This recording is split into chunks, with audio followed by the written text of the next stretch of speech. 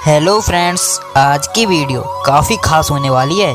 आज की वीडियो में आप जानेंगे भगवान राम जी से जुड़े हुए ये ऐसे तथ्य जिन्हें सुनकर आप चौंक जाएंगे।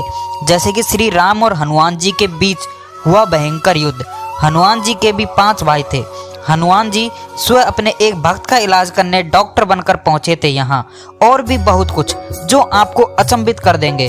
तो बने रहिए वीडियो के अंत तक बिना स्किप किए हुए। और वीडियो पसंद आए तो वीडियो को लाइक कर देना और चैनल को सब्सक्राइब जरूर कर देना। फैक्ट नंबर 11, रामायण के अयोध्या खंड में यह वर्णन मिलता है कि त्रेता युग में ऐसा नियम था कि यदि कोई राजा 14 वर्ष के लिए सिंहासन छोड़ देता है तो वह राजा बनने का अधिकार खो देता है। इसी नियम को ध्यान में रखते हुए माता कैकेयी ने श्री राम के लिए 14 वर्ष का वनवास मांगा था, लेकिन भरत जी कभी सिंहासन पर बैठे ही नहीं।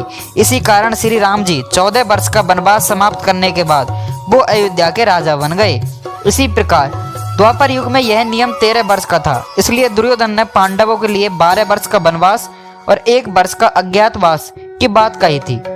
फैक्ट नंबर 10, ब्रह्मांड पुराण नाम के एक ग्रंथ में हनुमान जी के बारे में कुछ बातें बताई गई हैं, जिसका उल्लेख दूसरी जगहों पर नहीं मिलता है कि हनुमान जी के 5 भाई भी थे।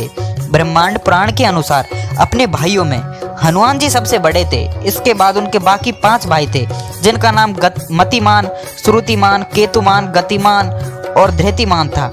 इन सभी के नामों के बारे में इस ग्रंथ में बताया गया है। फैक्ट नंबर 9, ये ऐसा कहा जाता है कि डॉक्टर्स भगवान का रूप होते हैं, लेकिन आज हम आपको भगवान का ही एक ऐसा रूप दिखाने जा रहे हैं जिसमें भगवान ही एक डॉक्टर का काम कर हजारों लोगों को एक बड़ी बीमारी से ठीक कर रहे हैं। हम एक मंदिर के बारे में बात कर रहे हैं जहां भगवान हनुमान जी एक डॉक्टर का काम करते हैं। हाँ दोस्तों, ग्वालियर चंबल अंचल के भिंड जिले के ददरोवा गांव में जहां कभी भी कोई बीमार पड़ता है तो किसी डॉक्टर या अस्पताल में दिखाने के अलावा ये लोग हनुमान जी के पास जाते हैं, और उनका यह मंदिर ही इनके लिए किसी बड़े अस्पताल से कम नहीं है। इस मंदिर की खासियत यह है कि केवल भभूति लगाने मात्र से यहाँ आए लोग ठीक हो जाते हैं, भले ही कोई बड़ी बीमारी ही क्यों ना हो।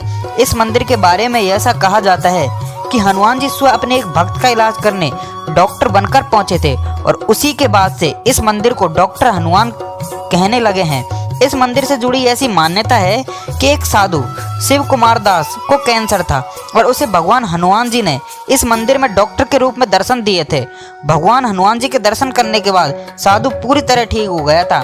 तब से लेकर आज तक हजारों श्रद्धालुओं की इस मंदिर से उनकी आस्थाएं जुड़ी हुई हैं। उनका ऐसा मानना है कि डॉक्टर के रूप में हनुमान जी के पास सभी प्रकार के रोगों का इलाज है।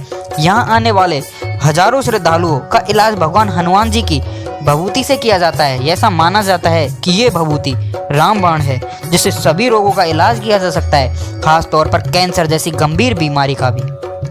फैक्ट नंबर 8, हम सबको ये पता है कि हनुमान जी ब्रह्मचारी थे, लेकिन बहुत कम लोग जानते हैं कि वो एक पुत्र के पिता भी बने थे। हालांकि यह पुत्र वीर्य की जगह पसीने की बूंद से पैदा हुआ था।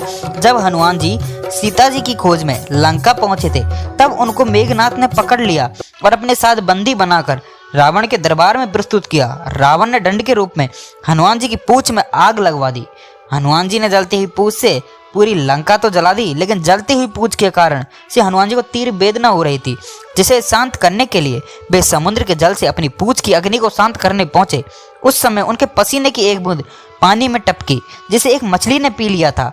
उसी पसीने की बूंद से वह मछली गर्भवती हो गई, और उससे उसे एक पुत्र उत्पन्न हुआ, जिसका नाम पड़ा मकरध्वज। फैक्ट नंबर 7, भगवान राम को भगवान विष्णु के 10 अवतारों में से 7वां अवतार माना जाता है।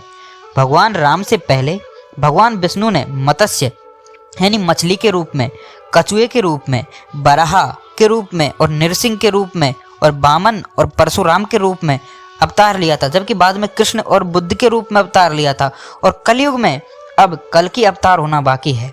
फैक्ट नंबर 6, भगवान राम को मानव रूप में पूजे जाने वाले सबसे पुराने देवता के रूप में जाना जाता है, क्योंकि भगवान राम का जन्म त्रेता युग में हुआ था, और ऐसा माना जाता है कि त्रेता युग की समाप्ति आज से लगभग 12,96,000 साल पहले हो चुका है।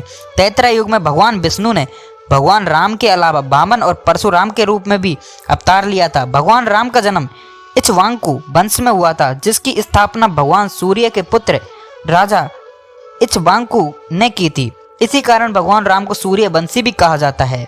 फैक्ट नंबर 5, महाभारत में वर्णित है कि एक बार भगवान शिव ने कहा था कि श्री राम का नाम 3 बार उच्चारण करने से 1000 देवताओं के नामों का उच्चारण करने के बराबर फल की प्राप्ति होती है।